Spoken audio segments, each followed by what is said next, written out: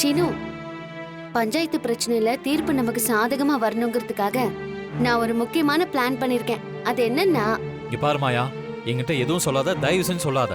ஏன் சீனு, எதுக்காக அப்படி சொல்ற? ஒவ்வொரு தடவையும் நீ என்கிட்ட விஷயத்த சொல்லுவ, அப்புறம் அது என்கிட்ட சொல்றதுனால தான் என் மூலமா அந்த விஷயம் வெளியே போகுதுன்னு நினைக்கிற.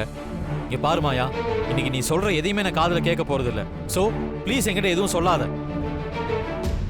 டேய் சீனு, எதுக்காகடா இந்த மாதிரி முடிவெல்லாம் எடுக்கிற? அவ உன்கிட்ட அவ பிளான சொல்லணும். அவ உன்கிட்ட பேசினாதானே அவளுடைய பிளான் என்னன்னு எங்களுக்கு தெரியும். அப்பதானே நான் ஜெயிச்சு மாயாவுக்கு தோல்விய பரிசா கொடுக்க முடியும். உன்னை நம்பி நாங்க இருந்தா நீ என்னடானா இவள சொல்ல வேண்டாம்னு சொல்ற? அதெல்லாம் தப்புடா சீனு. முதல்ல அவ சொல்றதை கேளு. என்ன சீனு, நீயே இப்படி பண்ணா எப்படி?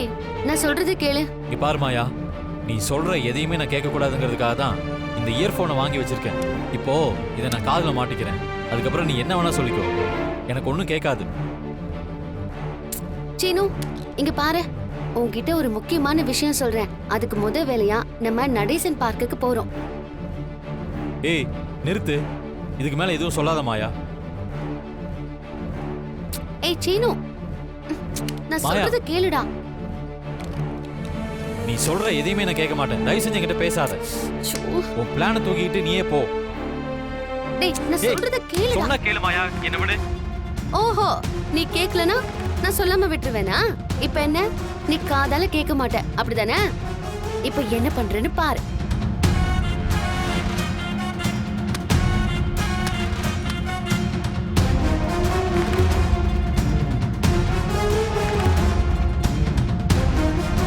சீனு,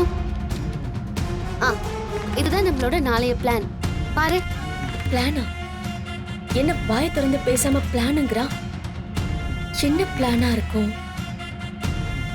சீனு, ஏய். பாரு. பாருடா. இங்க பாரு.